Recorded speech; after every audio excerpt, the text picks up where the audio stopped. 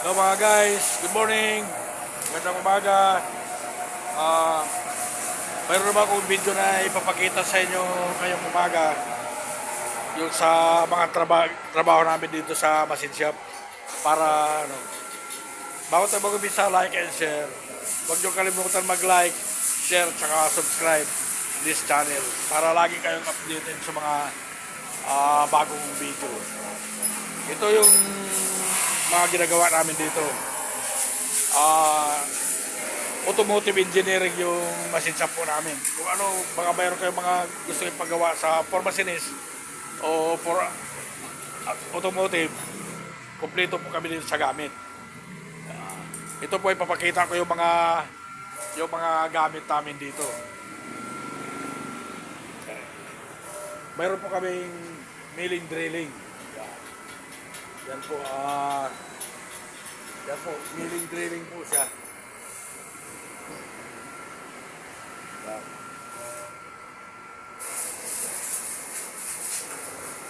Ito yung mga ginagamit ang paggawa ng gear. Yan.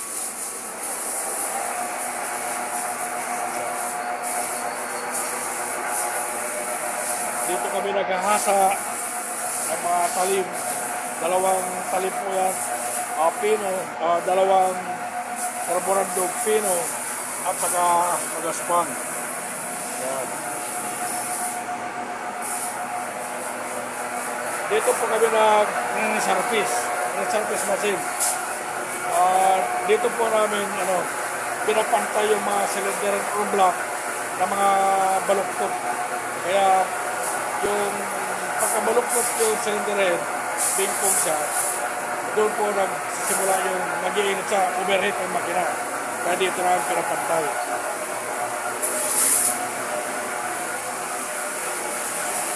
Ito po yung valve refacer namin. Yung mga barbula ng cylinder ng sasakyan, dito po namin siya na-refuse. Accurate po siya. Pagkatapos ng refuse dito, ngayon huhugasan naman namin dito. Pag nilagay mo yung cylinder dito, ilagay mo dyan, yung mga maliitan lang, kusan yung nilinis. Meron siyang, yan, di kuryente po yan, automatic. Ayan siya.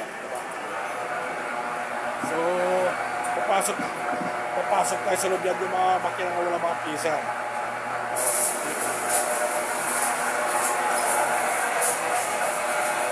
Drill milling din po ito. Bali dalawa yung drill milling po namin.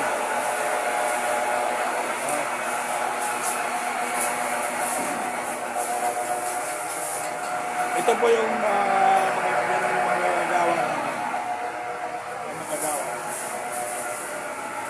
Ito yung welding machine namin, heavy duty.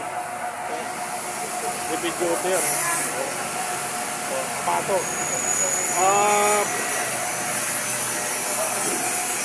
900 amperes. Napakalakas yan. Kaya niyang pumutol ng bangka na kahit at 20 mm yung kapal. Kaya putulin ng welding rod na hindi na kailangan yung asitilin. Ito naman po yung shear de machine. Pag dito po namin siniset up yung valve setting. Yung inuupa ng cylinder head ng barbula ng cylinder head.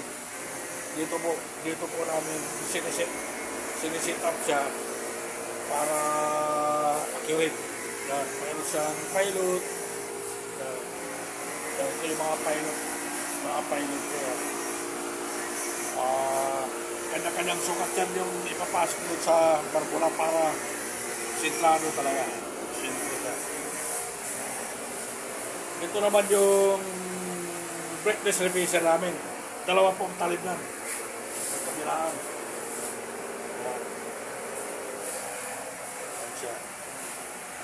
Ito po yung turo namin para sa engineering. Ito lang ang business namin dito. Ito finish yan. pakilap muna, silindaran po ng 12 yan.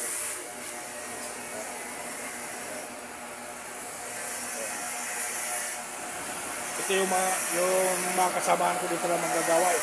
Ito yung master ng si parang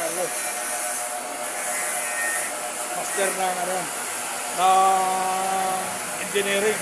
Kahit ano yung pagawa mo sa kanya, parting engineering, kaya-kaya. Pero automotive yan.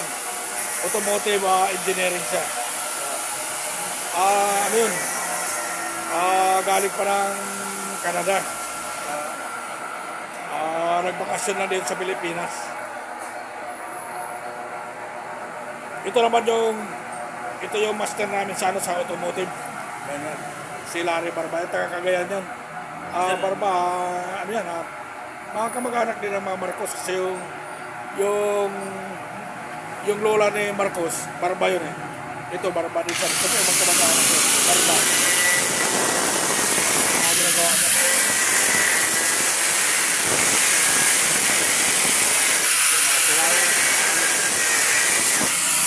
Hindi mo ba-under yan? Ayos. Ito, ready to deliver yan, di ba? Wala pang tira. Ito, finish na rin ito. Yan mga guys, tingnan nyo kung paano namin tinatrabaho yung mga ganyan. Napakakinis, ditso-ditso yan. Yan, talagang yan, baluktot ng 1mm yan, pero nireservice namin yan.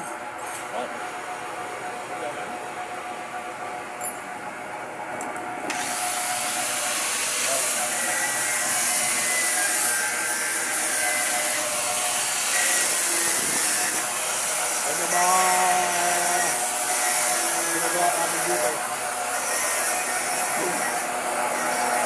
Yung dalawa, automotive at saka engineering. Ito dalawa, mga master sa automotive at saka engineering yan. Yan sila yan, okay. Para may padala natin doon sa Davao, may post natin. Para mag-like ko na sila.